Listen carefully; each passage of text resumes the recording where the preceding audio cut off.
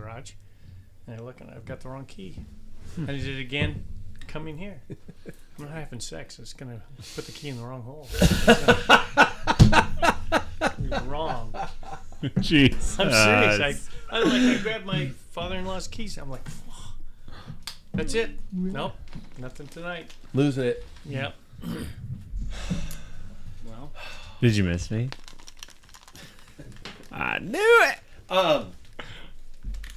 Segment? Yeah, I just did a whole bunch of Segment. research. No segment. No. Right? Okay. I'm just making sure. Dude, sick hat. Thank you. I was telling him this is the coveted hat. Did you wear that whole outfit to work? Yeah. Good. Yeah. What? I wore mine. You did wear that to work? Yeah. I want to work where you work. Yeah. Everybody thought it was cool. Well, I could probably get away with it for like crazy costume day or something like that. You know, they always have those theme days in high schools, but I tried it out, shirt tucked in and everything. It just didn't work. Yeah. Yeah, I feel like it would have to be just like untucked and underneath like your medical coat or something. Hats at That would work? be good. Yeah. Can you wear a hat at work? I can, yeah. Really? There are no rules where I work. Oh, okay. Yeah. Thong and It's lawless. I could find that boundary. Yeah.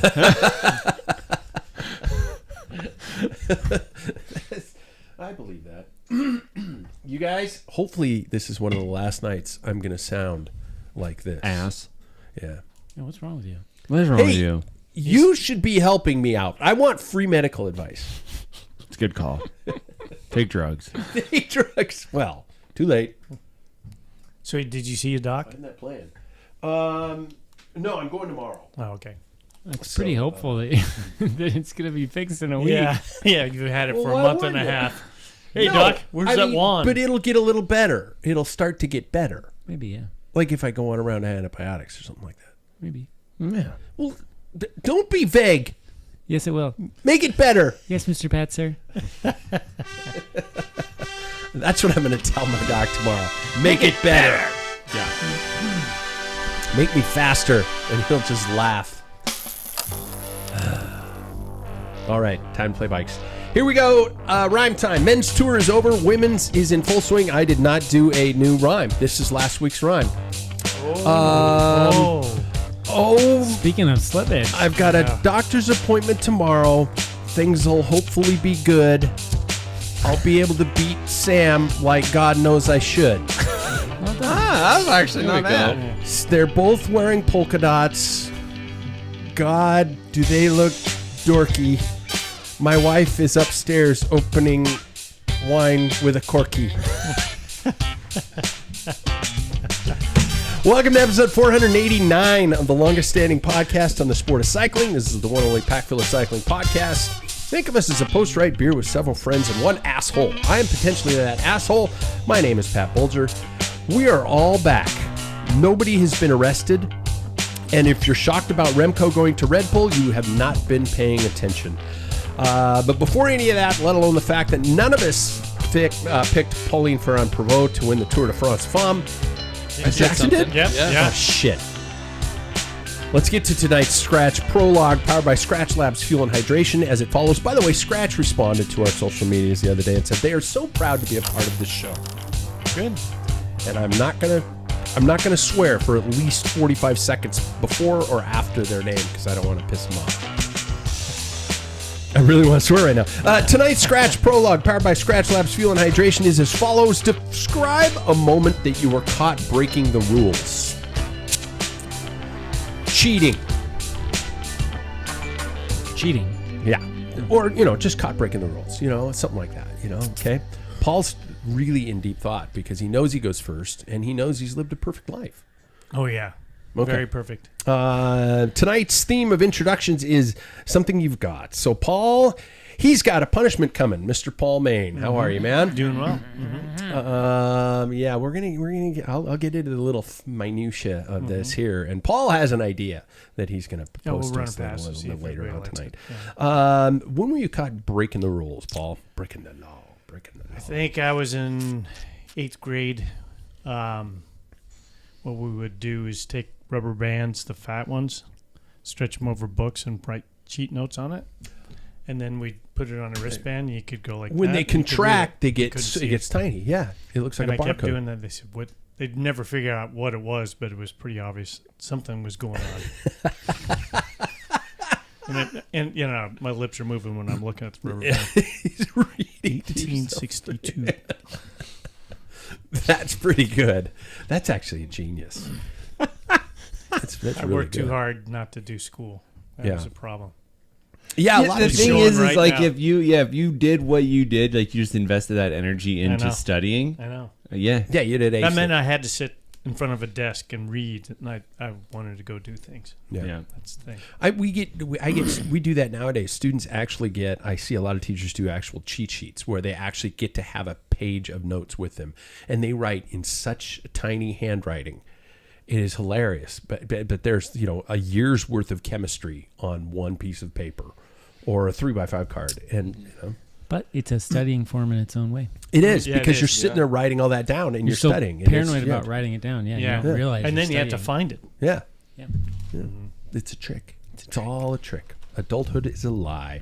Next off, he's got underlying sadistic tendencies when it comes to group rides. Mr. Sam Waples.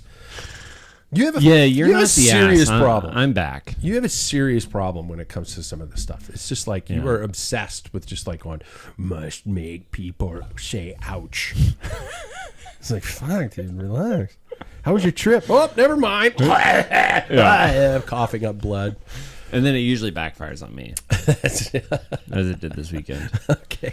When were you caught breaking the rules, Sam? I think that was 3rd grade or 4th grade, but there was this like local thing. God, that you they all had have not here. broken the rules since grade school. I get it. because I learned. Oh, okay. The punishment was too good. Okay. So I was just straight up. I mean, it was so long ago that I don't know why, but I'm copying this guy's test. I'm just like, okay, A, C, D. Just like filling out the blanks, right? This guy was an all-star. Didn't know that. And he tested into whatever like advanced summer camp thing. Oh. And so you would go and build robots out of Legos and you'd program them on summer break. And I was selected to go do that. Because you cheated off this test. Cheated. I'm like, I've confessed because I'm like, that wasn't me. I don't want to do that. And my teacher was like, he needs to do this.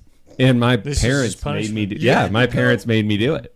And I had to go to this summer camp that was, and I had no clue what any of this was. I'm the idiot there that's like, what are we doing? But it was a blast. I actually did learn a lot of things, but also I had to spend, like a solid week of my summer going to school. This is a 1980s coming of age movie plot. Just right here, it's It was like so good. The cool hipster guy cheats on a test and goes to a camp. Yeah. And then everything just madness. And then everything ensues. flips, right? Because like then I'm the, outcast there. Yeah. Yeah. Wow. Although I was already an outcast. Cheating off of a real smart guy's test. I could just see the parent-teacher conferences. Well, Sam scored incredibly high on this test. Your son is very special. And the Waples parents going, Our Which, He still eats his boogers. which Waples brother are we talking about? Yeah. the paste eater? Yeah. Look at our Exactly. windows; they're covered with his tongue. Oh, my God. 3rd, he's got a boring flat bike. Flat black bike. You think it's boring? Yeah, you boring bitch. It's flat black. I No, noticed it's not it. flat black. There's carbon in you. You can draw It's clear carbon. coated. Jackson took a picture of us all from behind. A picker of us. I was thinking about Sam. And we all have such nice, brightly colored bikes. And then there's David with the black bike. I was telling Danielle, I wanted color. It was just all they had. Mm-hmm. It is a beautiful bike, but it's flat. It's lighter than a painted one. That's right. That's what I was going for. Lightweight. And white is the heaviest, apparently. White is heavier than red or yellow or I would orange. think because or you need things would bleed through, so you probably have more coats. more on. coats. Okay. That's I'm assuming. Yeah. So Interesting. David Waples, when was the time you got caught breaking the rules? Do not say your medical exam. No. You're like, they videotape you the whole time while you do that. Do they really? Yeah, they take Wow. your phone, fingerprint in, fingerprint out. Oh, Yeah. yeah. Shit. Do you have to go up to the valley? Or up yeah. north, yeah. Yeah. Wow. Okay, this wasn't really breaking the rules, but somebody thought I was, because as an intern, I was trying to do a favor for a friend/colleague who was in need of a particular medication refill by the name of Viagra. I was like, you're sharing a lot here. Happened to be needing this refill across state lines, and I was on nights. See, I didn't know you lived in Idaho. He visits. That's where my P.O. box is. This is the first time somebody's heard this and not said, "Oh, friend." Yeah. Okay. Oh, yeah. I just picked your brother. Well, anyways, I was on nights, so I, tried to complete this request for said friend at like 2 a.m. by calling the pharmacy and leaving a message for this refill, and I got a call from an angry pharmacist at like 7 a.m. or 8 a.m. while I was asleep because I was on nights. Yeah. And they were like, "We looked you up. You're an intern. You can't call in prescriptions across state lines." And da da da da. And I was like, "Actually, I can, but you don't have to fill it if you want." And they're like, "We're gonna call your clinic and your program and blah blah blah blah." Shit. And I was like, "Oh man, I'm like." It's not illegal, but it would be frowned upon to have done that. Yeah. And so I tried to play it cool. And then for the next like month, I was just walking around like waiting for clinic, just waiting for somebody to be like, "So David, Yeah. that Viagra."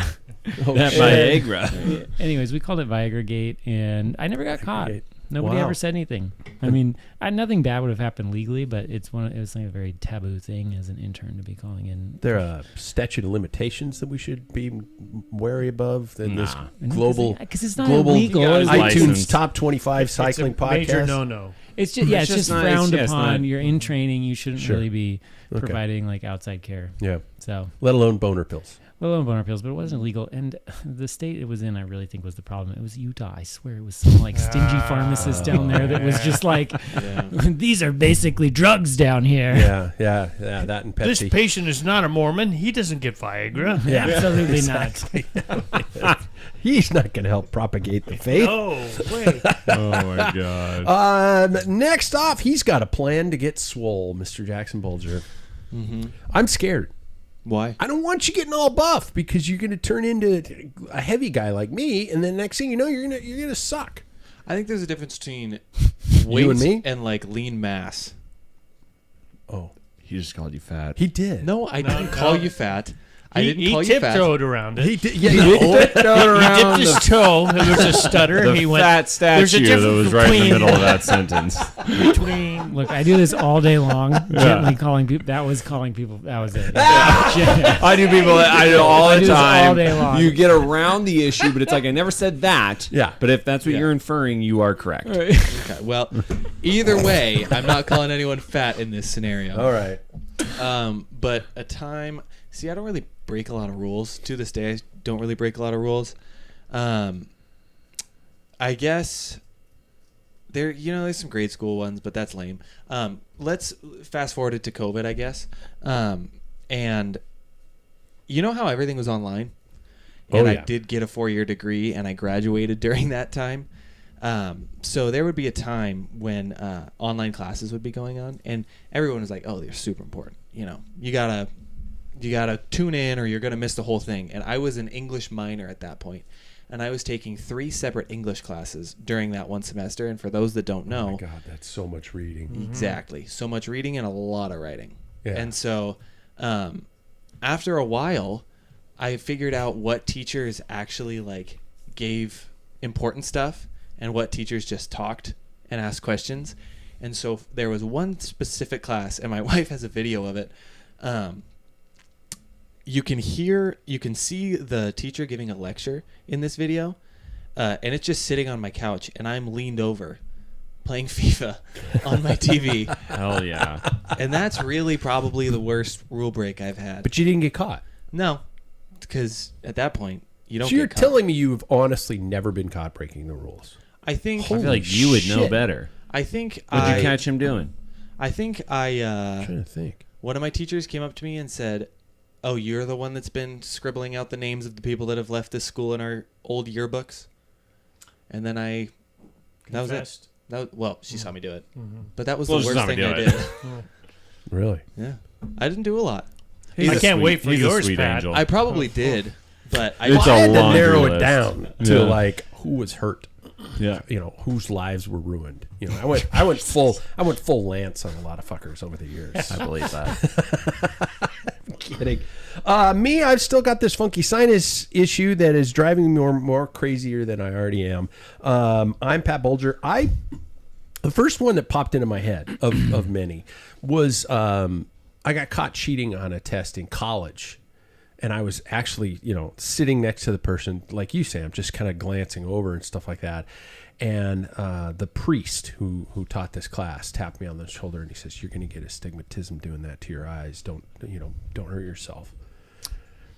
And I was like, "Oh, fuck." That's when you prove him wrong and look at the Look test again. with your Well, head. let's test Look this. again. Yeah. Yeah, exactly. And he scared the shit out of me. And I don't think I ever cheated again. Is that why you wear glasses? Probably. He was right. Yep, he was right. Got me that theater degree. Shit. Before we get to everybody's cycling life, let's get to the final consensus on our Tour de France competition. Now that Sam and David are back from the actual Tour de France, if you are watching us on YouTube, there is no sort of eye issues that you have right now. You are seeing polka dots. Both the Waples boys are in their swag from the publicity caravan, which is pretty cool. Thank you, Leclerc, whoever you are. Gas stations. Oh, They're like a 7-Eleven-ish. it's a guy, isn't it? Well, it's like a convenience store. Yeah, no. Well, there are people with that last name. I thought in E. Europe. Leclerc was a guy, a really rich guy. Yeah, might be. With the Tour de France competition, it came down to quite a bit of points. The winner, as I said last week, with 14,103 points was Rowdy Boys Wrangler. And I'm going to just cut to the chase and go with the people at this bar. Big D, David, 13,338. So you are the winner of this group. Got him. Yeah, Showed right. you guys who thought that was coming. Nobody. The person who knows the least about cycling. I was also pleasantly surprised. I am pleasantly surprised that myself, Pat Filler, is at 13,235. I was right on your ass. Yeah. I was right on You made you. a comeback. Yeah, I did, and I used the strategy. So that would put me in fourth. Seventh overall, Bulger's Boys Jackson, 12,129. Ninth place, Sam the Man at 11,103. That was a comeback. I started climbing places. I thought Jackson was going to crush it again this year. You usually do. Yeah, I kind of, like Paul, picked my team last minute, and I didn't pick a good team. Next year, I'll really, Did you look trade? for the sleepers. Oh, yeah. A lot. Okay. Yeah. Yeah, Yeah. Yeah. With my love for fantasy, though, next year I'll have to really dive into it. yeah. So, Take it seriously. Yeah. Stress over yeah. it. I was, stuff like that. I was going easy. And rounding out the cast of the show, in 12th place, Mr. Rimbrake himself at 5,641. DFN. Yeah. Dead fucking last. Still finished. it is still a finish. It is still a Not finish. again. Everybody gets a participation trophy. Paul, as you were last in the show panel, you are awarded the punishment this year, and you yourself came up with a pretty good idea when we were on the ride the other day. Do you want to pitch that to the Yeah, panel? I'll pitch it, see if you guys like Okay. it. I figured for, just rating for the people that are in this room, that's for the punishment. That's truly our contest. Yeah. Kudos to the winner. Yeah, absolutely. Yeah. I But listed that. Look at person the as first. monkeys that he had to go against. Exactly. So, exactly. big deal. Yeah, yeah, Don't get so high and mighty. yeah. So It's I figured king of the dipshits. Yeah, that's right. So I was thinking, what was my first one? The first time I got punished, I was on the rollers during the show for 45 minutes with that stupid jersey. And a headset mic. Yeah, he headset did the mic. show live. Wasn't it also a terrible saddle? You had, Oh yeah, we had Jack's Jack's broken Concord. Yeah. That seems unsafe. And he sprinted It at was the sprinted at the end. The floor vibrated so much that the Orval glass fell off the. That I the had bar. I had a beer there on Yeah. that, and it knocked it down, broke it. That's So- in the archive of videos. You'll see it if you look at the graphic. It's Back when just this room was Completely different. quite a bit very different. different. Almost. There's a fluorescent light right there. Yeah, Yeah. yeah. You just see the evolution of the bar, so that's good. So I thought, well, what would be a good one would be, I actually hate, there's a climb here in Spokane called White Road. And it's, Come on, Mount Spokane. no. Sorry. Okay, No, yeah. we already you ever did. climbed White? We already had that, We did that. and it ended very poorly. Bad. Yeah. Yeah. Really bad. Bad, really bad. So I figured it's got to be fairly safe. White Road. My which wife loves is- it. Have you ever done it? My wife loves that road. Oh, that sucks. It's not for me.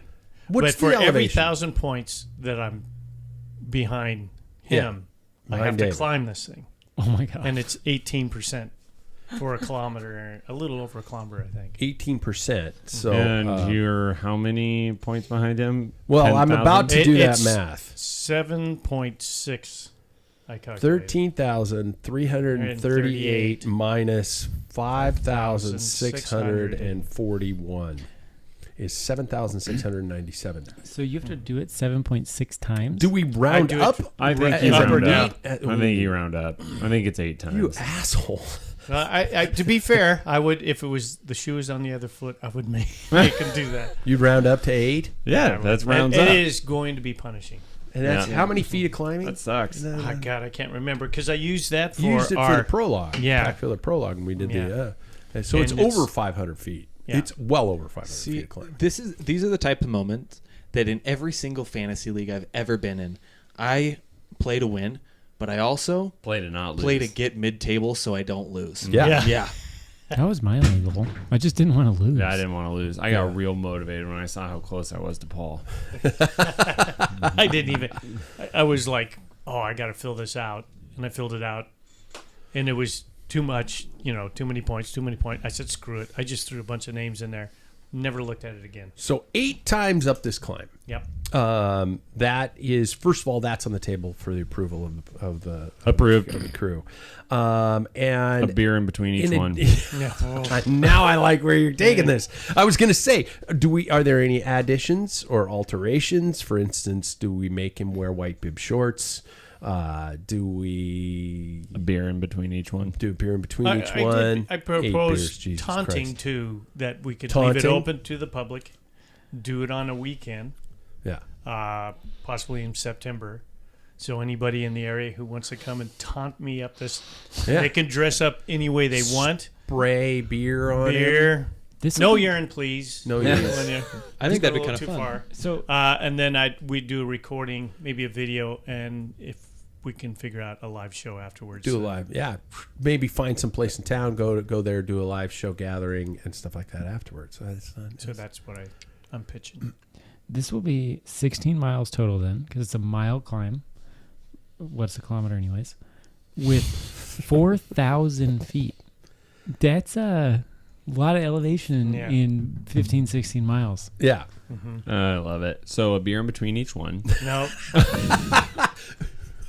We can make it optional. Yeah. Like he only gets one water bottle. Yeah. But if he wants something Endless after beer. the water bottle, it's free Endless beer. Yeah. Oh my God. Belgian. I'm a reasonable god. This is a lot of climbing in 15 miles. Yeah. Yeah. That's a lot. Very much so. So we have a motion on the table for this to be Paul's punishment. Do I have anybody with any? Now we're not going to make him drink a beer between every. Do we have a better bike He would out there we die. could make him ride? I've got it. I got it. He's got to do it on his bike. Yeah. Oh my I God. couldn't do it. In fact, I used a Cervelo because it has one of those stupid compact Oh yeah, drinks yeah, on yeah. there. I was going to say Because it the front, a 39, the a 39 captain's 25. seat of my mountain bike tandem, I think, Yeah. yeah. and then we can all jump on with him. Yep. Yeah, That'd There be we nice. go. And not pedal. It takes one of us up per lap. Yeah. Or CP's Wow. cargo bike, something like that. Oh, God. All in favor, say aye. Hi. Aye. Jackson, did you vote? Yeah. Okay. I believe the motion is passed. It is now officially law. We will pick the date. We will advertise it. We will try to find it. If anybody thinks of a really cool venue in which to have a post-ride discussion and maybe even record a show live there, we will do that, and we will make It will it. be at least minimum 2-hour break from my last climb Oh yeah. to the show. You can go home, shower, get cleaned up, take a nap, Well, I might have to go to the ER. The ER. So Yeah. Well, and when I say shower, I also mean the time curled up in the fetal position, rocking back and forth. if Ugly I can move crying. my legs. Yeah, exactly. Yeah. And then, it would give me time to obviously set up. So if we did a show, so there we go. Okay, we're gonna do it. We got to do it. Just like we did the beer mile. The beer mile was my punishment, but you guys all did it with me. No, but you had to wear white shorts. Well, we're not going to add white shorts to Paul. I don't need to go on AliExpress and get some white I think shorts. my losing my lunch will probably be good Probably, enough. yeah, For yeah. Bears. Yeah. Because after putting on those white shorts, nobody needs to see that. No. They were so bad. And that's a hard effort. You got to be in something Yeah. at that point. Yeah, Because that's true. halfway through, you're not going to know anything. No. No. Yeah. No. How's everybody's cycling life? I know it's still early in the show, but this kind of leads me into what I want to talk about. How's everybody doing? Great. Great. Yeah. I think. Wonderful. Wonderful. That's specifics. I rode 4 times this week. It was it. I wanted to ride today, but I woke up and this sinus shit is kicking my ass, and I'm getting it fixed tomorrow. So, I'm on the path to getting it fixed tomorrow. There we go. Yeah, I think that, I would elaborate with coming off of an awesome training block in France. God. Uh, I got like 10, 12 questions for you guys on that. So Yeah. we got a whole block for the show on that trip. But yeah, but like just coming off of that, wanted to try to beat everybody's teeth in, and it backfired badly. I think we all got back to the house. I can just speak for myself. I was cracked. I was like sitting there like, It was so hot. it was so hot. It did get really hot at the end. Yeah. We were not hot on this trip. Jackson went nonverbal. It wasn't that. It did. There was a little, there was more like 15 minutes where we were all just riding along, and for a while there I realized I didn't look up. I was only looking at the wheel in front of me. Yeah. And then Welcome to my world. You're I'm like- not joking. And there was 2 of them Yeah. There we Yeah. go. Yeah, exactly. side by side. Oh, you want 3 and just ride on Yeah. the one in the middle. Yeah, well, I was the one at the back, which was Right. good. But then I couldn't help myself. Every time we came to a limit sign, I had to Yeah. go. Oh, okay. Yeah, Got I to. think that's what really did me in. Yeah. Yeah. You Yeah. got to go. Well, okay. I'm just going to jump to it. Since we're on this topic, I'm going to potentially throw some of you under a proverbial bus. You guys don't know about this. I'm going to do it. Not me. On Saturday's ride, Paul had basically every form of bitch slapping happen. He had 3 stops for bike issues. Yeah, bottom bracket ended up being a crack. There's a washer on that SRAM uses. It's kind of a waver that puts pressure. And it wasn't working, and I tightened that bottom bracket to a point I broke. Remember, I said, well, something cracked. Something cracked. Yeah. And that was it. So then I had this constant tick, tick, tick, and then I picked up some debris and got my first flat in 7 years. Yeah. And then I'm just So not you in were the mood. you I were wasn't pissed. feeling good. You were anyway. just kind No, I of was mentally not into it. No, from the time I woke up, it was not in a good place. And add to that, we had a huge delay on the departure of our ride due to some lady who didn't own, let alone understand telephones. Which is wild because like telephones have been. I was a rotary phone. I grant you. So there's now buttons. But you don't know how to click a button? Yeah, I know. A number? Yeah. Yeah. This woman walked up to us. We were waiting outside this little gas station and cool kind of market. And she walked up. First of all, she starts with, "You guys all look like remind me of my grandson." And then she pointed to me and she said, "Except for you." And I just wanted to go like, well, fuck off then. Watch me ride away. You know, It was anyway. so perfect. She sold you out. Yeah. It's like, what the fuck did I do to The you? 62-year-old's going, yeah. I know. Yeah, doesn't he look old? She locked her keys in her car, and she was asking for assistance in actually using a phone. And she immediately walks up to David and hands David the gas station's phone. And it's like, call AAA for me. So David's on AAA. Do you have the number? On hold. No, I don't. Yeah. So you had 2 phones out. One of them. Anyway, I'm gonna Reader's Digest this, but we were there for 40 minutes trying to help this lady, and then it turned out we couldn't help her, and just because none of us are gonna put her, we're not gonna put her on our handlebars and ride her back to her house. I offered. Did you? Yeah, she said it would remind her too much of her younger her days. husband. Yeah, with her husband, she couldn't do it. That's why It's fucked up. Yeah.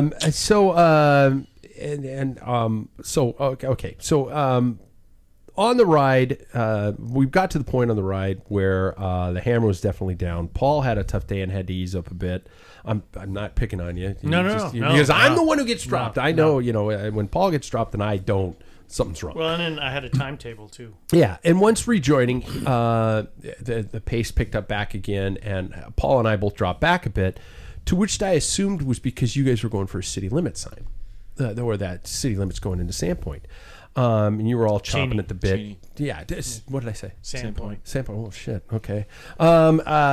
You were guys all chomping at the bit to dick measure or something like that, and I get that. I get that.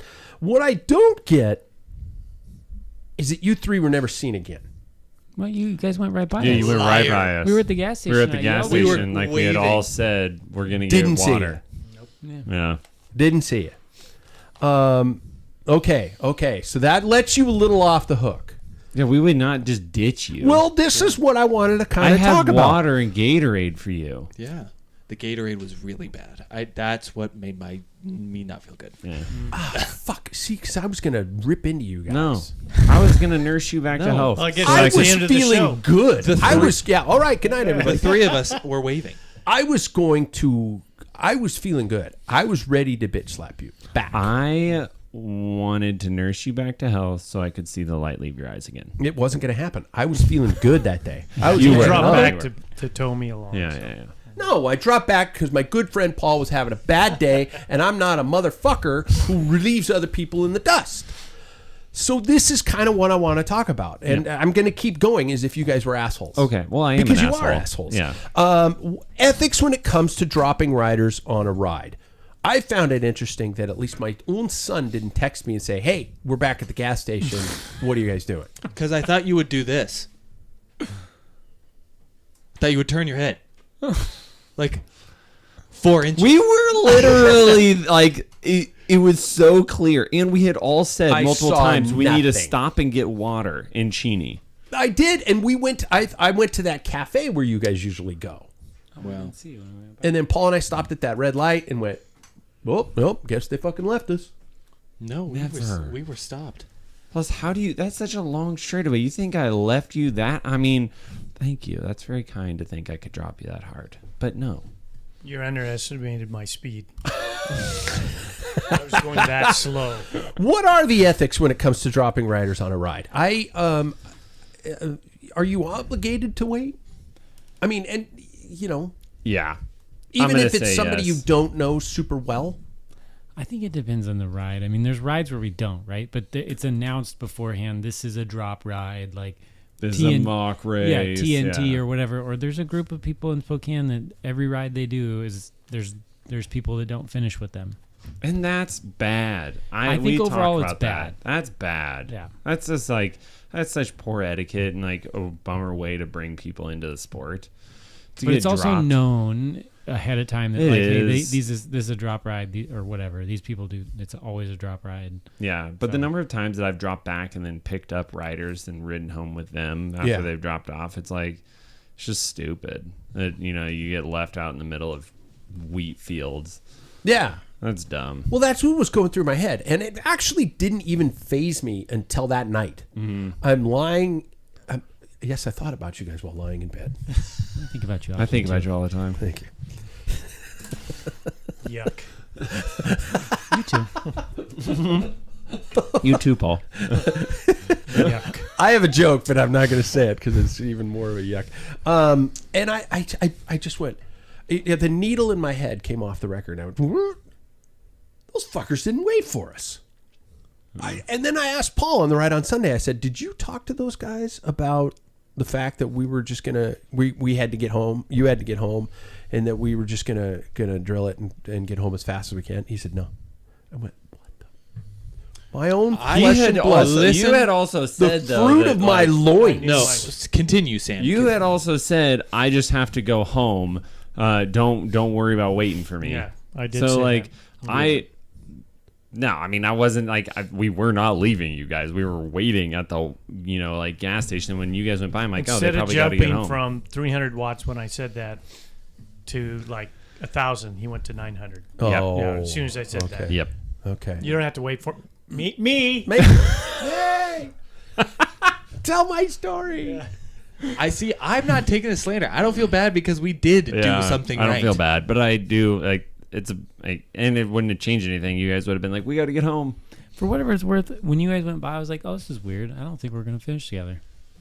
It was weird. Yeah, that's what you said. It was very weird, and I found it that way. So does there have to be a verbal agreement before a ride, like, hey, this is a no drop ride, or?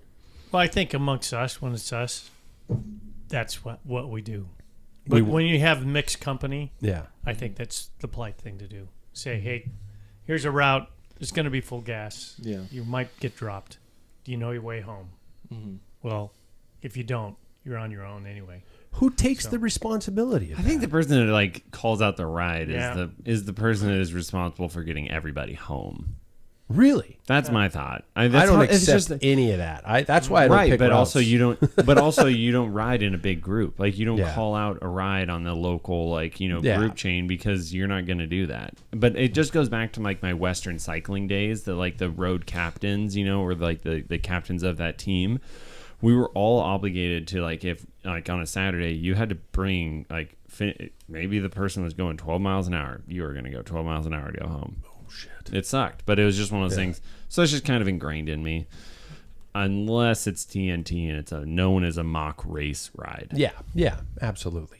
Yeah. If you are the droppee, do you eventually find yourself with an obligation of guilt to say, I'm good, please go on without me? Do you guys ever find that it's almost an ethics thing? No. I mean, if somebody's just getting shelled every 5 seconds, and you notice the group is starting to kind of constantly wait for you, do you look at the group and are you willing to the group, or does the droppee have some sort of an eventual, not obligation, but especially if you're an experienced cyclist, just saying, hey, I'm having a shitty day, please go. Yeah, I mean, I've always just said it. There's been many times that I've been the slower person in the group and been like, you know what, guys, this isn't for me today. Go on ahead. I'm going to do my own thing. Yeah. But it's more of just you can also hang back with me, but this is the pace that I'm going to be going. So I think people tend to just turn off. But I'm veering off course. I'm done. Bye. Yeah. Because otherwise, but you got to say something. Yeah. You got to tell. You got to let people just know that you're not just dangling in the back and you don't know your way home. All that. You got to tell somebody hey, I'm good, but I'm gonna. Yeah. Mm-hmm. I'm gonna jump ship. Mm-hmm. Okay.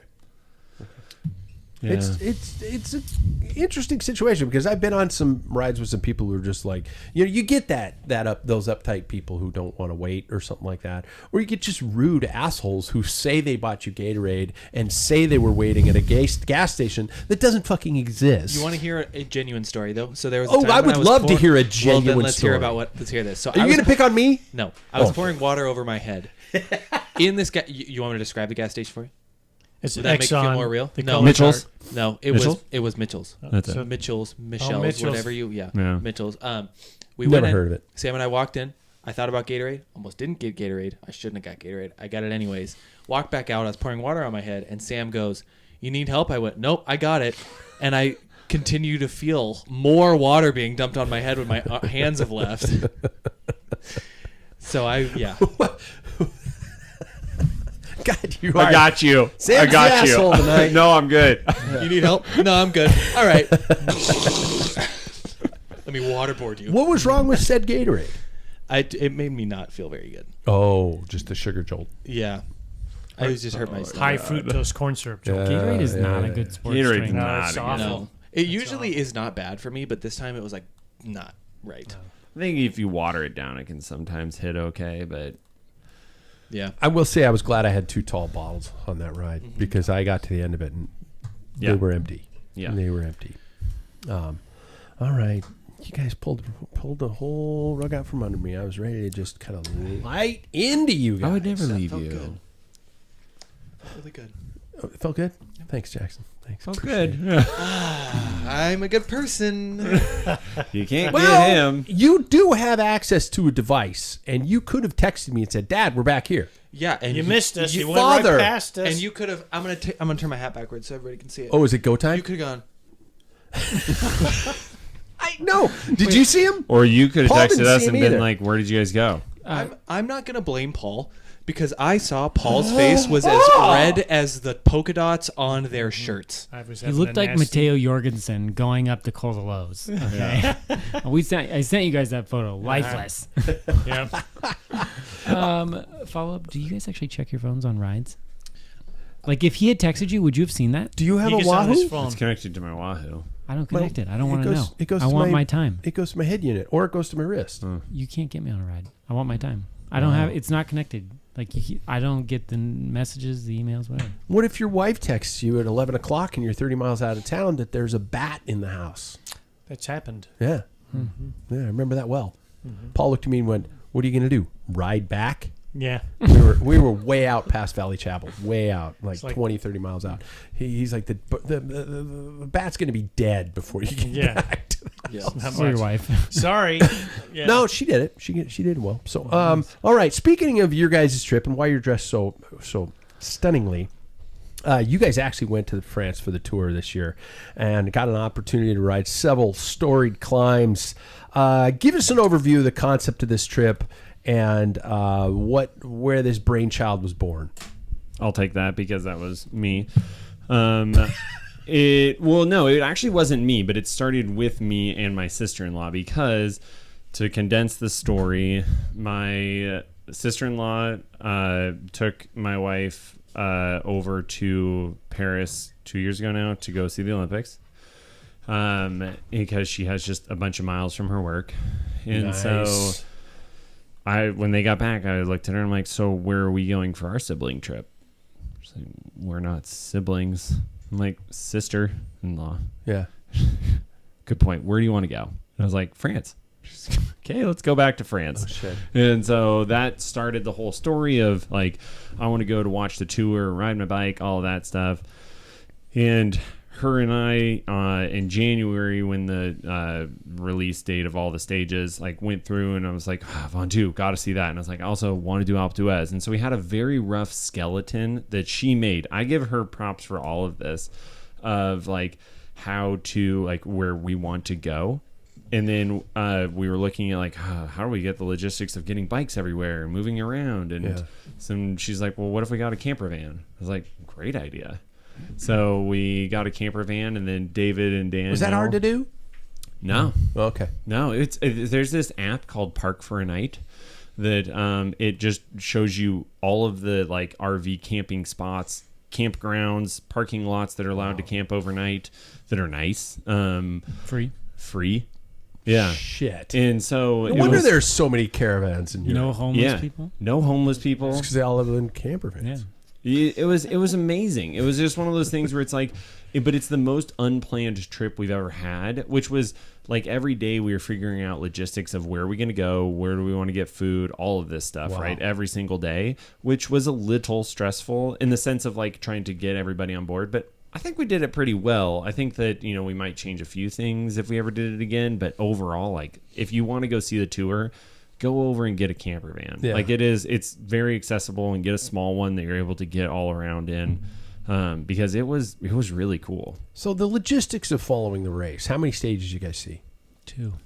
We were going to go to more, but weather was the problem. The logistics of this, is this you go through this app, you find a campsite somewhere remotely near where the race is going to be, and then you just cross your fingers, hop on your bikes, and ride and or walk to the nearest place? Is this am I getting close? Yeah, I mean, like, for Mont Ventoux and Bédouin, we got really lucky with a great campsite. The first one that Sam picked was available, and it was outstanding. And then when we went to watch the Queen stage, we tried to stay near Col de Loze and near Courchevel. And Danielle and I actually went several hours ahead of them.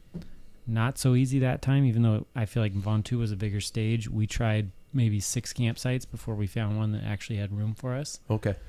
And we just tried to be close to the climb so the next morning we could get up and ride up. But you found a really awesome one, but did. it was more work. It was more work than we got really lucky in Bedouin for the bottom of, because that's right at the bottom of Ventoux. Yeah. The stage went right through there. We were 100 feet from the bottom of the climb, like from the start of the bottom of Mont Ventoux. I did it twice that day because we could I went up once and then came back down, ate a ham and butter sandwich and rode back up to Jambon and Bleu. Yeah.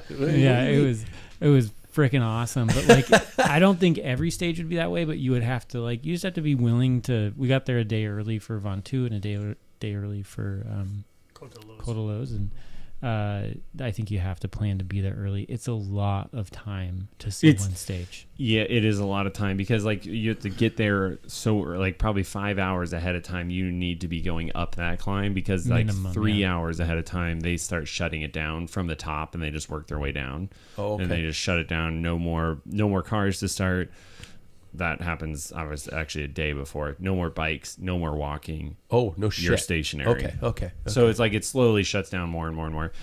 But then it takes a long time to get off of these hills, and so then you would have to move around to the next stage. And so it would, if you really wanted to chase the tour, the logistics of that would be very hard. Brutal. But yeah. If you pick a section, they're usually in an area of France for a couple stages. Stage 18, 19, I think it was, finished right next to each other. Wow. We could have stayed in our same campground and just gone up another cole. Wow. So if the weather was better. If the weather was better. Can I ask you a question? Mm-hmm. Was the language barrier very difficult? I think everywhere we went, everybody speaks English. Danielle has been trying to learn French for probably 9 to 10 months now. She actually got pretty good. She did very well. Yeah. And if nothing else, her trying would make people nice to us. People, I would also say there was a lot of times in which she wasn't there and I was just butchering things and they would kind of walk you through it and say it to you, but it's they could then there was a scapegoat of English, but you could also do 1, 2, 3 and point and they would say what it is. So it was I don't know, I think that the idea is that a lot of French people are stubborn and don't want to talk to you if you're not going to talk to them in French, but I didn't run into that. There was one time in particular that I remember that happening where the person was I'm just not going to engage with you. He could speak English, but he did not. He was no. Well, every culture has assholes. Exactly. Yeah. But overall it was fantastic. Yeah. Yeah. Very cool. Yeah, very easy to get along. And the race experience. As somebody who's just watched it, Paul, you've had the experience. And I've seen a lot of big bike races here in the States, but the experience of standing on the side of the road and seeing what we've all watched on TV since our childhood. Talk to me about the differences and what it's like to be an arm's distance away from Tadej Pogačar, Jonas Vingegaard, those types of things. Wow. Yeah. You want to start? Did you give him the cold sore? The what? He has a cold sore. He got after the tour. I think it was that girl that was saying, picture. you don't know this, but we're going to be married. Yeah, exactly. Yeah. Well, so I probably wouldn't have tried to do something like this for who knows how long if Sam and Stephanie, his sister-in-law, hadn't planned it. And so going into it, I just kind of was oh yeah, we're going to watch some stages. It'll probably be fine. I like biking, so it'll be cool, but it's going to take a whole day. But when you're finally up there and they're closing the road down, it's the Tour de France is the king of foreplay.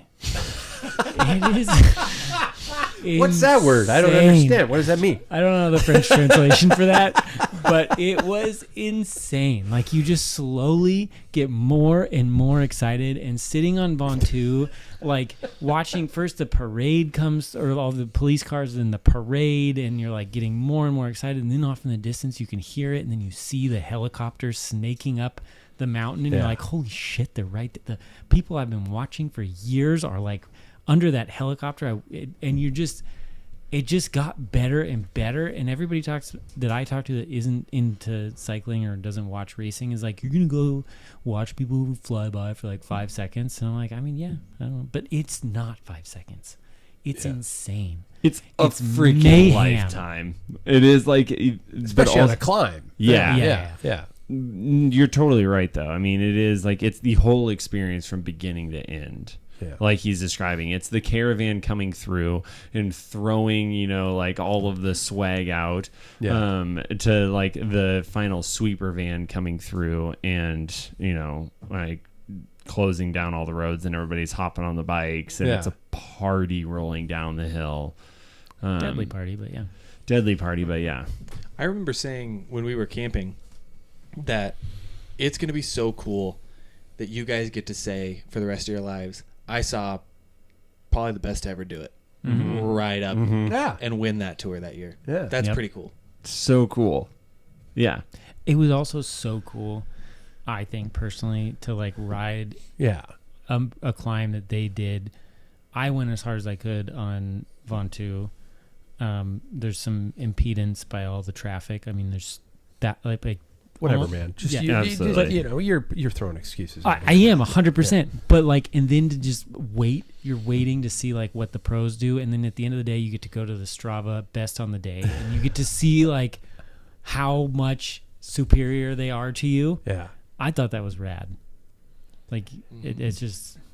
Yeah. And the climbs themselves, are they really, I mean, I would imagine that it's almost like riding the Pavé or riding the climbs in Flanders or something like that, that there's this mystique built up in your minds, this almost holy grail kind of a concept when you're actually on the climb. Is it truly that much more epic of a climb, or is it just truly that much more epic because you know where you are and you know what you're doing and you know the climb that you're going up? I mean, is L'Alpe d'Huez really as brutal as the lore presents it? You're gonna say yes, I'm gonna hard. say no. Yeah. L'Alpe d'Huez was really hard, but it was like a wall in the beginning. Like we started going up it, and I was holding, for me, quite a bit, like 375 watts, and I'm like, that's as slow as I could go. What, really? Because it was You're so gonna steep. tip over. It was you're gonna tip over, and so I was just like, nobody's making it up this. But then I was also going for a hard effort, and it was less traffic, so I was able to go a little bit harder all the time. So I thought that was the hardest. You did a couple others. I don't understand why, because Mount Spokane is a pretty comparable climb to a lot of these major cols. I cannot come close to the power on Mount Spokane that I was able to put out on every single climb there. I think it's the Stoke. I think it's the Stoke. It is. It's gotta prettier. Like Mount Spokane's this isolated climb in the middle of the state with like you're going through a forest before you're going up, and only the last couple miles is pretty. These climbs are insane. They're just so pretty. The roads are perfect. They have those signs that like tell you how many kilometers, how many many turns left in L'Alpe d'Huez. the percentage of the next kilometer. Yeah, so it'll like it's those little domes that you'll see that have like a yellow bar across the top. Then it says, like you have 11 Ks to the top, 7%. That is 7% is the average of the next K. And so it's just like it tells you the info. And so you're like, all right, okay, and it's just like you're checking them off one at a time, which is so cool. Wow. I don't know if I want that information. Yeah. Next one's 9%. Shit. That would happen. And you're like, you're like, it's dwindling down. You're like, you get up over the steep part and it's like, okay, 6, 5, 4, 11. Fuck. Yeah. And it's just like, Any other things? And my last question was, if you were to do it all again, would you change anything? And if you guys have questions, you can throw them out there too. I would say, like, I was talking to David in this, that, like, if we were to do it again, the only things that I would change is I'd have a little bit more structure on campsites, just with knowing camping now, because I've never done a camper, so I'd have no clue what it was like to dump waste or to fill up your water or any of that. So it's really nice to have camp spots to, like, go to. But besides that, like, on the day, Mont Ventoux was the big one that I really wanted to go see, and it hit every single thing. We were able to get, like, we woke up early, I got to the bakery, we filled up backpacks with baked goods, climbed up, went back down, met up with Kenzie and her sister, grabbed a backpack, went up, had a beer halfway through, and then climbed up. And I'm thinking, like, really want a polka dot shirt. This is what I've wanted for so long. I've seen them all over, and they have these like official tour buses, and I'm like about to go buy one from there, but I'm like, that doesn't say Leclerc. It's not like the official like one that you get from like being up there. I'm like, where do you get these things? And sure enough, like within 30 seconds, a Leclerc van rolls up and just starts throwing these things out to the crowd, and everybody is going. You beat up a child to get it. Not at all. I did. But I That did damn 8th grader. Yeah. manage to get everybody. No shit. Yeah. Sam. Yeah. Wow. Thank you. Yeah. Holy We crap. yeah. Do you have a medium? Yeah. It's one size. They have one size, and I was like, I didn't know that, and so we get them, and I'm like, you oh my guys. god, it's the perfect Thanks, thing. guys. Yeah. That It is was- sweet. Thank you. I'd put it on right Yeah. now, but nobody needs to see my man boobs. Yeah. I'm working on them. I'm And also not too related, but a late birthday gift from David and I. What? That was supposed to get there earlier. A little bit of a Should I jumping. open it but now or after the You show? can open it whenever in the show. Okay. Later, Well, whatever you want. While I open it, David, any final notes, or was the coffee No, don't even start. Oh, don't get him going. French coffee? I hear It's is not the good. worst. It's Okay. not like Italian. I was hopeful. First of all, the only thing I would change, more Coles. More Coles. I wanted to do Galibier, all of them. I want to do all the Coles. So, Really? yeah, the coffee sucks. Was Sorry, French people. Ventoux or Alpe d'Huez hardest? Or the others, Coldelos. The hardest one for me was Col de l'Arpetaz. Yeah. Did you just put something in this box? Yeah, it's just a couple of condoms. Okay. Is this Size really what you guys got me? extra Polka small. dot I condoms. just didn't want you to reproduce again. What does that mean about me? I was just gonna say that was sorry. David tiptoeing around the. Yeah. It's first I'm fat. Yeah. Now I should not produce. Yeah. Dude, this is legit. Yeah, we meant. Well, yeah, that should have gotten to you before your birthday, but then I didn't bring it to the podcast. This is the radar and taillight by Garmin. Mm-hmm. Yep, it's the one that David and I use. We love it. Does it And I beep? think that it. Because I really want to piss off Paul. It can or It can. can't. I mute mine. No, yeah. Yeah, This is the mine's one muted. you have?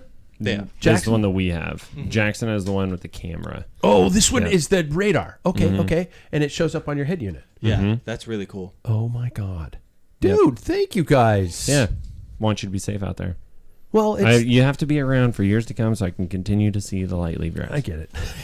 And also, he's worried about you when he's going to drop you in the future. He wants to make sure that Yeah, I you wanna Get see, home yeah. okay. Yeah, I get Yeah, mowed over. exactly. And then I don't have to look over my head so often, or my shoulder. I can just be like, Well- oh, he's coming. It says there's a truck coming. I do. It's so funny. I've never seen this symbol Man, before. Does it? so nice how like Cement mixture? What is it? Does it beep when I go backwards? it's so funny how a thoughtful gift can just go so sideways so quickly. I do have a question for you guys. So, what was there a source of viewing the race, or you were just sitting there waiting for? So yes, for the other ones, we were able to watch it, which was really cool to see them coming up closer. But Mont Ventoux, you're so high up that there's just no cell service, and because the cell towers that were up there are so overloaded, because there was probably close to 100,000 people in that mountain. I mean, it was insane. It was lined on both sides the whole way up. So Are they all drunk? the Germans Mostly the that were near Germans. us were Mostly the just Germans were? hammered. Okay. Yeah, it was really cool. But otherwise, if you go to some of the other ones, you can watch it, or you can go up to. There's people watching it in their camper vans, and you can just go join them. I mean, it's a party Oh, wow. from all cultures, which is so cool. You know what was more impressive than Tade and Jonas crushing the KOM up Mont Ventoux? The Germans who carried 100 pounds of glass bottled beer and a chainsaw Yes. to the top so that they could make the chain. They would start the chainsaw and just let it run while people went by. Yeah. That was impressive. Nice And little gas. inhaling. They brought gas because they were running out because they Nothing were like running. for so long. inhaling 2-cycle oil mixed Yeah. fuel too. You know, Yeah. exactly. The And they exhaustion. rode that up on a bike. They There rode were that no all cars. up, and a huge boombox speaker, but not aluminum bottles, glass Yeah. bottles. They That's don't drink. wild. They drink out of bottles. Yeah, it was a party. I was like, guys, we got to make it to this group. Yeah. This group is a party because I saw them when I was riding up in the morning. Oh my God! I couldn't imagine loading up and going back down hammered. Jeez. Yeah. Somebody's gonna They're die. professionals. Don't try this at home. These Yeah, they people were are fine, yeah. Professionals. Yeah. Oh God! Well, dude, cool trip, really cool trip. Thanks for the swag. Thanks for the light. so really awesome. cool thing. I'm really excited for that. Definitely a step up from my old one. So Yeah. very cool. I appreciate it, you guys. That's very kind of you. I gotta keep moving on because we gotta cover the FUM. The Tour de France FUM just recently completed, and as I stated in the opening, I thought nobody picked Pauline Ferrand-Prévot. You did, though. I did. Okay. One of us Thank three. God one of us did. Thank God one of us did. I don't know how heavily, Jackson, you probably weren't watching because you're not watching any bike racing until Lombardi. Okay, I watch Worlds. You'll watch one. I'll But you let did that not in. watch the FUM, the women. How did you see that coming?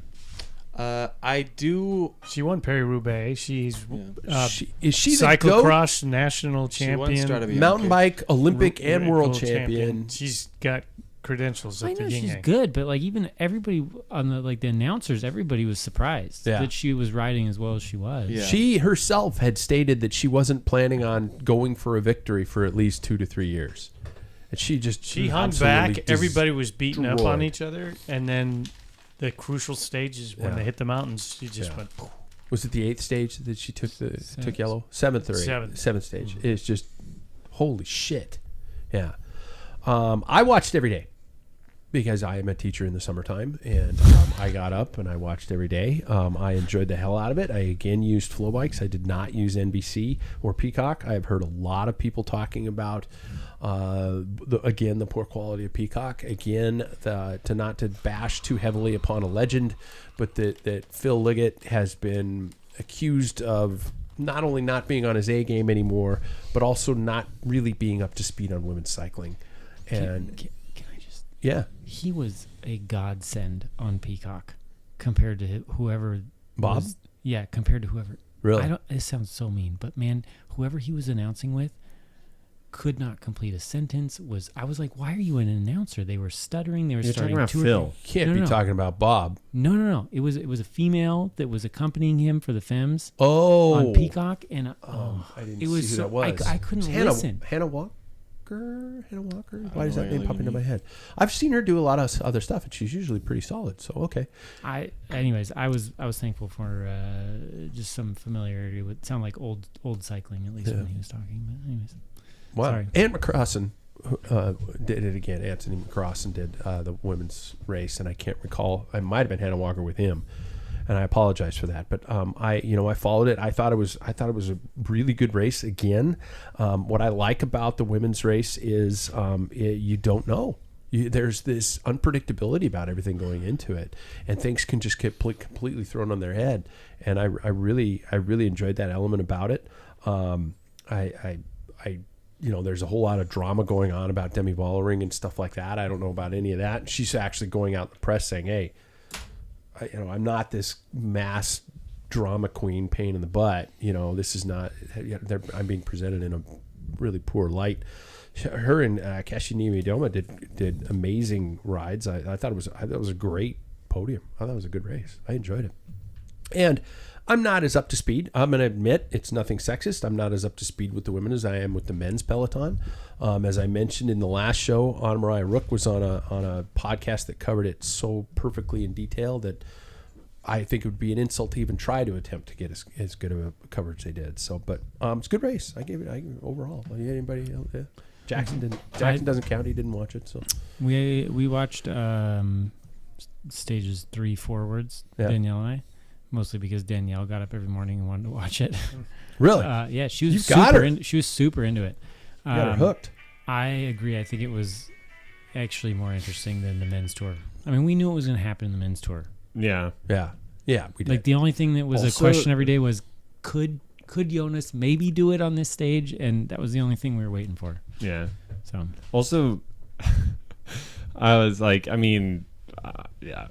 really cool to see how fast the women are because they did a lot of the climbs that we did, and I'm like, whoa, yeah. yeah, they smoked you. Yeah, they're a so- lot faster than So me. for all you bike shop dipshits who think that you're absolutely going to crush it racing against the women, that you're not even. You're close. not. Not even close. Not even close. Yeah. Like I knew that for a long time because I have raced against a couple of them in Yeah. the past, but like even seeing them on the flats, they're like talking and hammering along at damn near 30 miles an hour. I'm like, I couldn't sit. I'm man. done. Yeah. Crazy. Okay. So cool. It was great films. My only other top news stories before we get to segments are dealing with team transfer news. It became official today. Remco is now a Red Bull boy. He's taking his Specialized and going to another Specialized team. But that starts next year. It does start next year. He had another year in his contract, and it had been basically bought out. So there's no word whether they're going to pull out of Sedal Quickstep Specialized. I don't know about that. Because I they've haven't been seen that. Specialized before. Yeah. They posted a story today that said they can't wait to continue the run. Yeah. With So- Specialized. And they've got Stuyven going there. They're getting a classic team back I think they're going to go back to where it all where they worked. belong. Yeah. No, I agree. And those are the best glory days, from even the Mapei days and stuff like that. That's what I recall that team as being. So I look forward to that. Other transfer news, Dylan Groenewegen switching to a team by the name of, did I throw that sheet away? Is it Unibet? No. Yeah, it's Unibet, but it has a YouTuber. They have Here it is. Unibet. I'm going to script the guy's last name. Titema Rockets. Unibet Titema Rockets. It's basically a YouTuber by the have name you of seen Boss those? Titema. They're actually great videos. Really? They are out of the pocket. They don't have much money, and they're a bunch of guys. They have I think it's the Czech Republic National Road Champion. But go on, look at it. It's great because it's all from their perspective. Yeah. And they are a low budget. I mean, where everybody has these team buses, they go in and get a caravan, that type of thing. And they were more closer to what we experience as racing, and they're trying to bang it through. It's actually a great series. Watch it. Okay. Yeah. And it seems like there's this shift again in the sport of a lot of these individual smaller teams trying to make that push, trying to build up, and we are seeing the failure of some teams, B&B, Arkea, perhaps Total Energy after next year. And we're also seeing the ownership of the teams transfer to the corporations that sponsor them, which could be good or could be bad. For example, Lidl has just obtained controlling interest in Lidl Trek. Ineos, the team is owned by the company Ineos. EF Education owns that team. It's not Jonathan Vaughter's company works a sponsorship with EF. The corporation now owns these teams, which I don't. It could be good, could be bad, but I think in the long run it could be potentially good because the sponsor now has some major part of an investment. There's probably legal issues, insurance issues, and things like that are now covered. So hopefully some stability. Every 3 years, look for a new sponsor. Yeah. And then the corporations do have something invested, and that's a product they can also sell when they do eventually want to step out of cycling, or hopefully never step out of cycling. So I'm looking forward to it. I think it's going to be a good concept of where the sport's headed, because we need it, obviously, financially. Yeah, sorry, I ran it on that. Anybody got anything to add, or That's should I cool. go straight to segments? I'll go straight to segments.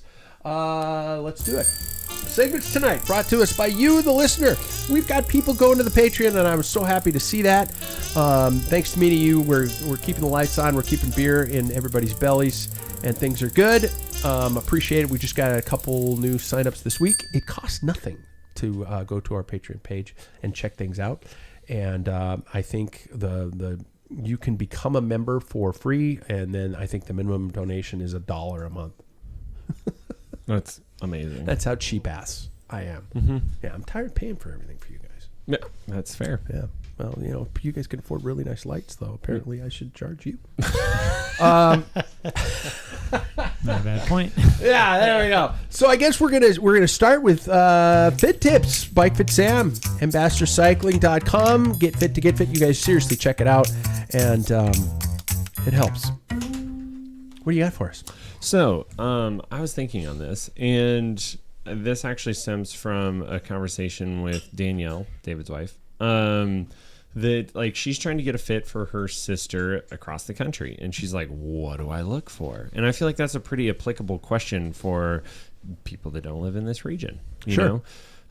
Because I feel like in this region, and I'm saying the greater Northwest area, there are a lot of top quality bike fitters, but it's just like stepping outside of that, I don't know much about it, right? And so we did some deep diving on, different bike fits. And I would just say, like, if you live within the U.S., a pretty standard price for a bike fit is going to be like $200 to $250. If you're like, if there's a bike fit that is offered that is your standard bike fit, like, look for that price range. Something under that, you're probably not going to get everything covered. I will say that, like, bike fit companies that I have a hard time with are when they are trying to sell you, like, we'll do everything except adjust your cleats for this price. It's like, no, it should be everything. It's like, oh, well, if you want everything plus we adjust your cleats, that's an extra $50, but we don't touch your saddle.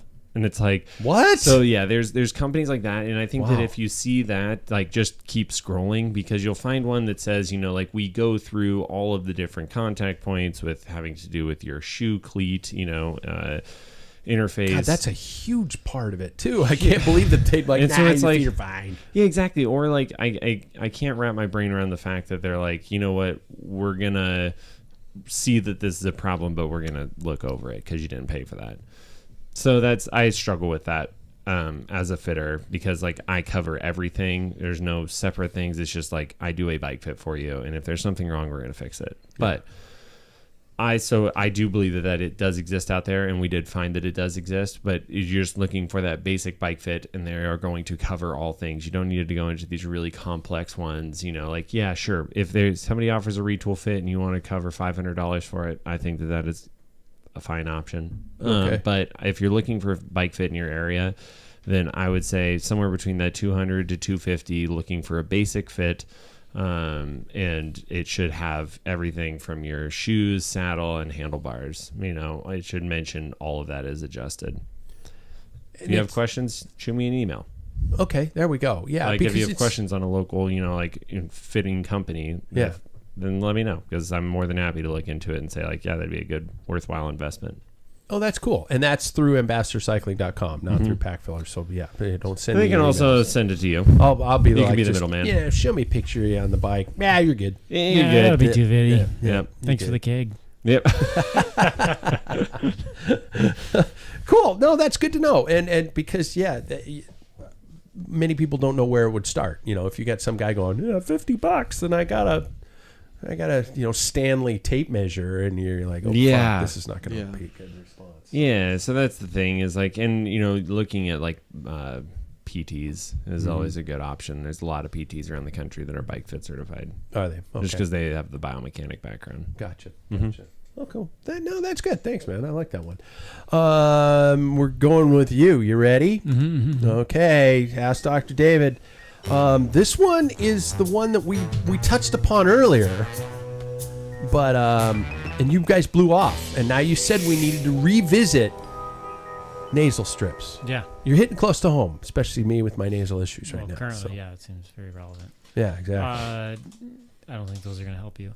But just a quick, just quickly before you get am I going to have to go full Voldemort and just cut off my nose? That would be beneficial. I think that would help. You need those magnet ones. Yeah, that's what you need. I don't know if everybody else saw it, because we were up close and personal this year, and I didn't really notice it until we were there. But frickin' everybody had the nasal strips at the tour. They were all wearing those, and it made me think, like, did we miss something?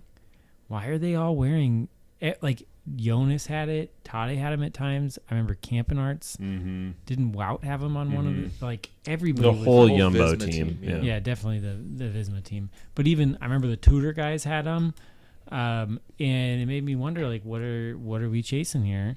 So I looked into it again, just thinking, like, did something I missed about, like, what these are supposed to do? I mean, the nasal strips in general, sometimes they sell them for people with nasal obstructions, for like to help you sleep better and stop snoring. Is that why you have those?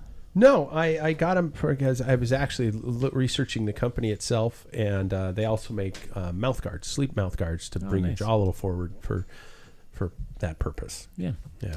And then they had these, and so I bought some too. So everybody's going to get two, and you have to try them. Okay. I will. We should try them right now. The concept is it just opens your nasal passages. And who breathes through their nose when you ride?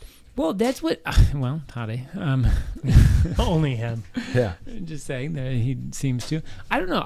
That's what I was wondering. I mean, you're breathing through your mouth the majority of the time, but it doesn't mean no air moves through your nostrils.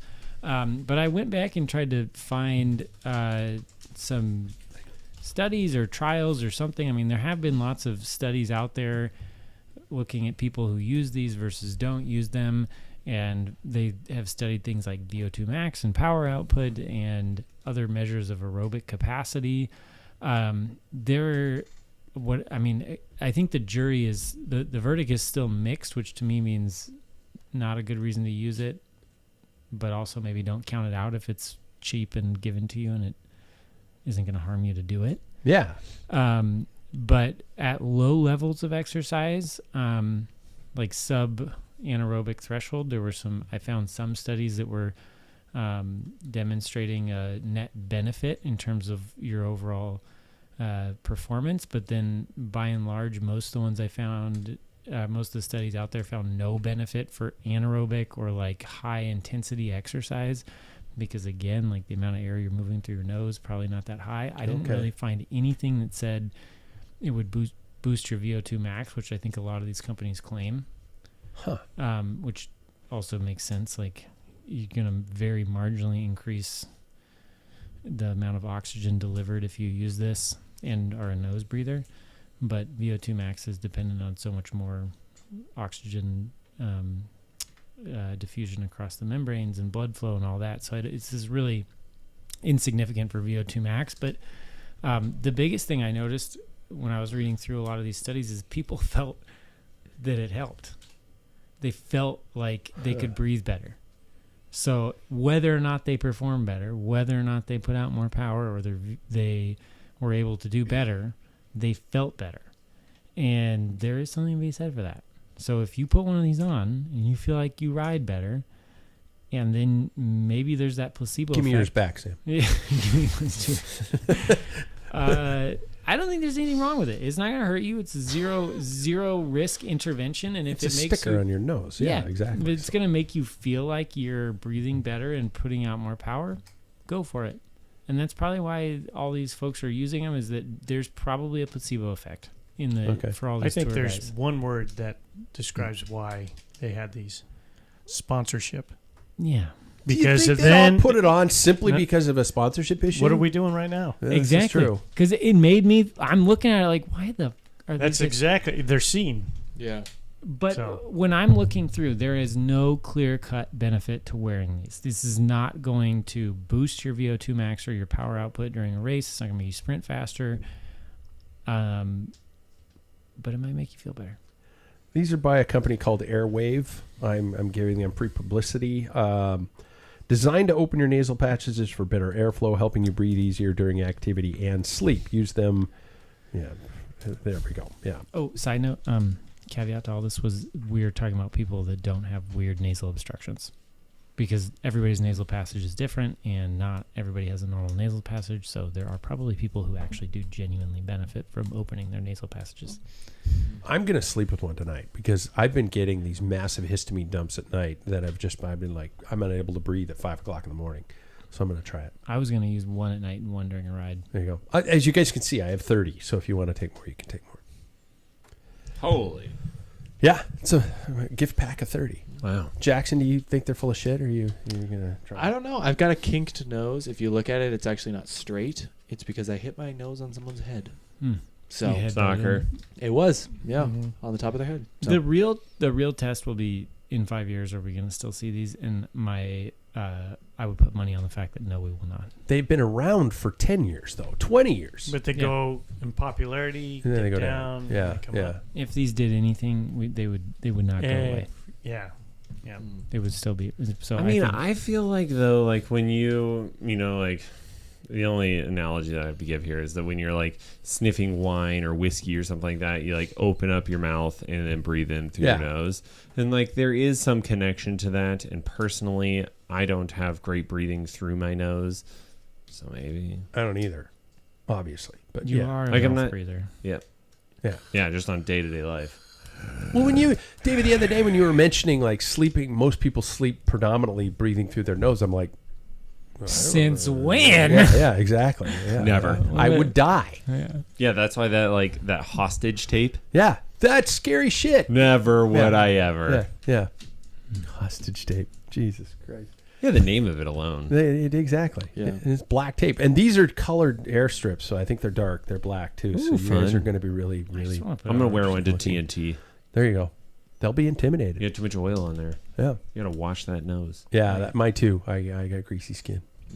All right, let's take it on home with the cool down with Jackson Bulger, from auto mechanics to driving to your stuff. I love these questions because they're all over the place. We can almost replace the final question with your segment.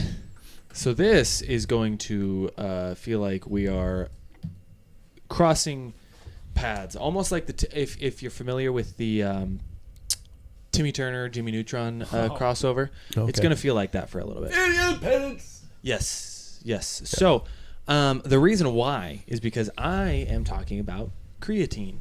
Oh, So when you hear the word creatine, I can guarantee you, bro. exactly. Sorry, You think I it's interrupted. you think it's someone huge, right? I have been doing some research into it, and it all stemmed from a couple of weekends ago when we went to our concert. We went with my brother-in-law, and he was talking about how he takes creatine, and he likes to lift. Yeah. So he mainly focuses there, and that's his form of exercise. And so my wife said it's actually there's been a lot of things that have shown that it could be really good for women to take, and then that it also is just, it's not a bad thing in general. And so I was like, I'm interested. I want to do my research on this. And so if you're wanting to, and you're in the cycling field and you want to actually get really like a couple of good, like watchable videos, one is from GCN. I forget what the other one is. He's Australian. I think his first name is Cam. Cam Nicholson. Yes, that's it. Cam And Nichols. also Nero Show did it. Yeah. And so they did a couple of videos on it where in the GCN one, Connor, the presenter, actually takes it, comes to a conclusion where he's continuing to take it. And in Cam's video, it was talked about how there's not a negative really to it, but it definitely does have its benefits in specific areas. So if you don't know what creatine is, it's a chemical found naturally in the body. It's in red meats, seafoods. It's used to improve exercise performance and muscle mass. It's about 95% of it is found in skeletal muscle. Ah. Yeah. So a few things it can help with: improve exercise performance, help recovery, increase muscle mass, help in prevention of injuries. And I've also seen a few things where it helps cognitive function as well, which I found to be very interesting. And that's not a very big, it's like a small percentage. It's just, Damn it. yeah. And one thing I also looked up, and my source here is the clevelandclinical.org. So it's not, it's not Wikipedia. Just wanted to put that out there. Yeah. And I also did some research in the Mayo Clinic before experimenting with it. It can also, in studies, have been proven to help with individuals with neurodegenerative diseases such as muscular dystrophy, Parkinson's, and Huntington's, diabetes, arthritis, fibromyalgia, other things like that. Okay. The thing that I found really interesting in it is it has been proven that it really helps with those short burst efforts. So that sprint to your 1 minute power are the things that it really does have an effect on. In Connor's video, spoiler alert, it talks about how he was doing numbers in that short burst period that he was doing when he was a pro, which, and he had a graph too, and he showed the differences, and he had dropped off in that short burst power quite a bit, and it was really fascinating to see that he didn't really change his training. He was just taking creatine for that month period, and it increased by a lot, which was very fascinating to me, especially as somebody who qualifies themselves as that pointy end of the race type of rider. Yeah. I want to be the guy who is hitting over 1,000 at the end of a race. And so over the past week, it has been 5 days, I have been taking creatine every single morning. Have I really seen a difference so far? It's been 5 days, so no. Yeah, what is the turnaround point? Is there a I have looked into that as well. Okay. So there, you can do it in a couple of ways. You can do a loading period, which is a 5-day period. You take 25 grams a day in 4 separate chunks. A negative to that is you can add a lot of water weight, and you can gain weight really quickly. I'm out. But it does kind of like level out. I will gain weight throughout this period. I know that, but that's kind of my goal in my. It is. Okay. I want to gain a little weight. I want to gain probably. I'm fine with 10 pounds, but I don't want it to be of just water weight. Yeah. I'm fine with it being of that muscle, and that's one thing that I was really interested in creatine about, was to kind of like help improve that a little bit. Sorry, my last thing. No. Another thing you can do is how I'm doing it: 5 milligram or 5 whatever it is a day. For a month. Once after that month period, you will start to see the effects of it, and that's what I'm doing, because I don't want to. It can kind of also cause a little bit of digestive issues when you do that like big loading period. Yeah. So yeah, I don't know. After all this information, I was interested in it, so I have started. Is this something you can? I mean, David, you might be able to touch base on this too. Is this something that you continue to use after that 1 month, or is this okay? So this is in perpetuity. Yeah. Okay. Mm-hmm. Yeah. Have you guys ever considered it? I did earlier last year in the winter, I remember, but then I think I and I could have asked my doctor, heaven forbid, about. I had concerns about it with my heart issues, and I didn't know if that was something I really wanted to push. And the last thing I want are 10 extra pounds. Well, and with underlying conditions, that is something you want to talk to your doctor about prior to engaging in this. I'm not going out here and saying everyone should take creatine. Yeah, that's no, not what exactly. I'm saying. This is not, if you have kidney issues, don't do it. Just don't. Or talk to your doctor about it. If you're worried about it, just do that. Yeah. But as a healthy 26-year-old, luckily, I don't have to worry about it. So, yeah. But have you guys ever looked at it, considered it, thought about it? It's been around for a while. There's a junior, like 20 years ago, that was doing it. He had problems. But I think the biggest drawback to it is the sourcing. Most of that stuff you're buying at a health food store or something, and they're notorious for not. Yeah. And that's my concern. There's been claims that people have popped positive for even just creatine because in the fact where they have other things. The impurity of that and the control of that is the part that's probably more concerning. I don't think, for me, because it's been around for so long, and it's like these things, people are doing it, it goes away, it comes back. Yeah. So to me, if there isn't, I'm more empirical where I have to see data that I'm like, okay, that shows it, you know. And so there is, I mean, like you were talking about, Cam's turnout wasn't as big as Cameron's, and I think it affects people differently. Yeah. But my biggest concern is the sourcing of creatine. Sure. Is really bad. I was interested in that too. And when figuring out which one that I wanted to experience, I knew I had a trusted brand that I was already taking through my protein drinks as well. Okay. And on their label it says, I think it's something like competition, like it's like sports committees don't qualify it as an unusable drug. WADA or something like that. Yeah. So it's it's been certified through sporting bodies. And that can happen, but it's not like the FDA. And that's the thing about all supplements. That is an uncontrolled. It's a jungle out there, and so I'm not trying to poo-poo it, but whoever's on that label doesn't produce it. They have somebody produce it, and depending on what country it is, they can subcontract some of that out, and it just keeps that happens all the time. Yeah. So that's my concern. That if you have I guess, a decent source.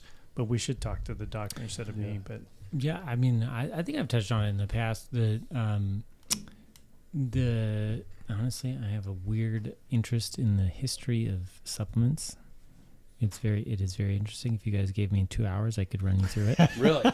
Yeah. It's actually really interesting. There's a whole political interest and a lobbying interest in the United States that goes back into the 40s and 50s that gets us to where we are today. And the fact that they are not FDA regulated was very intentional by somebody with money and power. This is supplements as a whole, not creatine. So just to your point, it can be hard to verify what you're getting. I always tell my patients, look for USP or NSF certified, because you're saying it's not an FDA thing. That is correct. You will never have an FDA approved creatine supplement.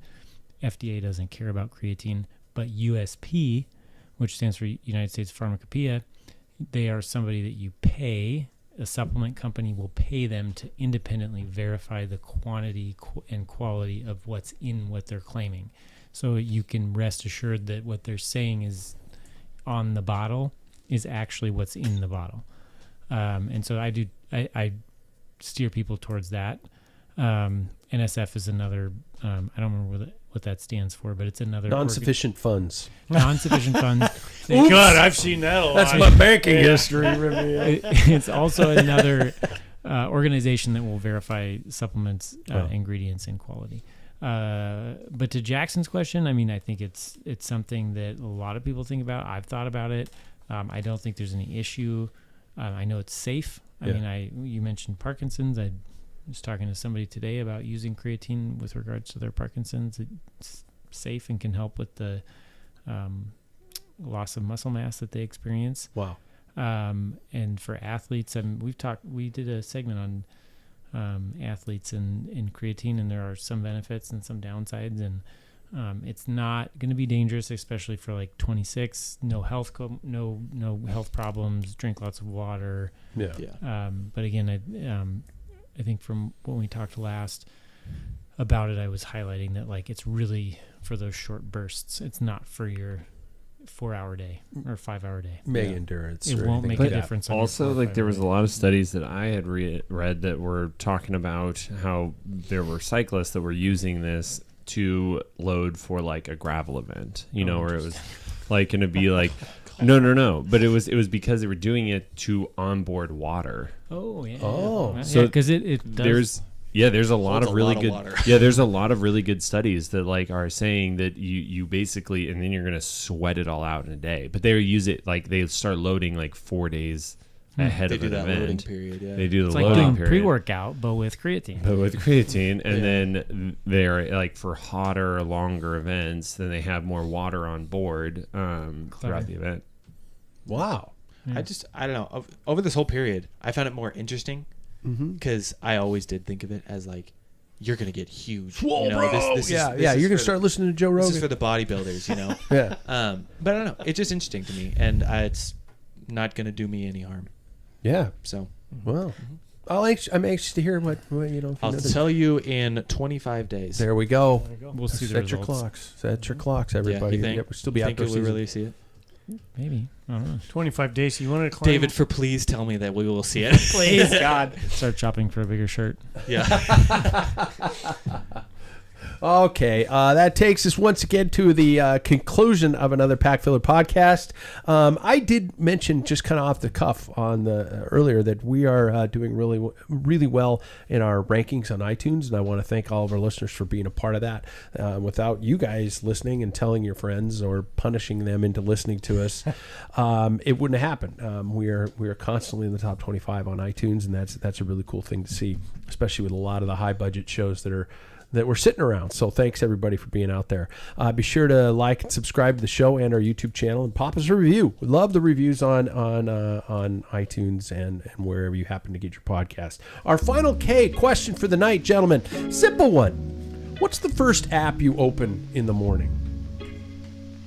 Reach over, grab your phone, pop it on. What consistently is the first app you open? Jackson? Well, the grossest fitness geek thing that you're actually going to hear today is I don't reach over from my phone. I look at my Garmin morning report, and I click through that until I get through there. And that's how you slept and everything like that? Okay. Sam? Depending upon the time of year, it's maybe the tour, but more times than not, it's Strava. You look at Strava in the morning. Yeah, just because it's kind of my social thing of Yeah. seeing what people are doing. Okay. That's literally it. Okay. Paul? Excella. What is Excella? It's my work. Damn. You have to look at your workout. That's I start as soon as I get up. First Gotcha. thing I open up. Yeah. Look at my inspections. David? I think it's my weather app. Is it? Yeah, I really just want to know what's going to go on, if I can ride my bike. Yeah. I'm a close tie between the news app, which I shouldn't do because that just ruins my day, or my health app, which is called Athletic, and it registers my sleep and all that stuff if I make sure to charge my watch and wear it when I go to bed. So there we go. Yeah. Then I check email, which I shouldn't do either. Don't do any of that. Yeah. I should wait for the first cup of coffee before doing that. Yes. Yeah. I have been waking up early, though, mainly because my sinuses are on fire. But Are you come out for a morning ride? No, God, no. I have to be at work. No, God, no. In school year, I have to be at work by 7:30. I'm not going to make it to a morning ride. Yeah, it's a summer thing. Oh, this summer? No, I have all day. Why would I get up and go for a ride? Yeah. I've been getting I up feel the about same way. 6 and having a cup of coffee and sitting there on the couch and looking at my phone. It's been Couch, great. you should be outside. I should. That's I do what get outside do. eventually. I go outside, Yeah. do all my work. Yeah. Gentlemen, thank you so much. Thank you. Guys, thanks for the gift. Thanks for the shirts. Yeah. Thanks, guys. Nice to have you back. God, what a trip. I'm jealous. Jackson and have to I do are it. the only ones who haven't seen a pro bike race. Yep. He's getting wet himself. David's going to pee. Yeah. I got pee. There we go. Already started. This podcast was an hour of foreplay, ending with David peeing. Yes. Yes. There we go. Let it be known.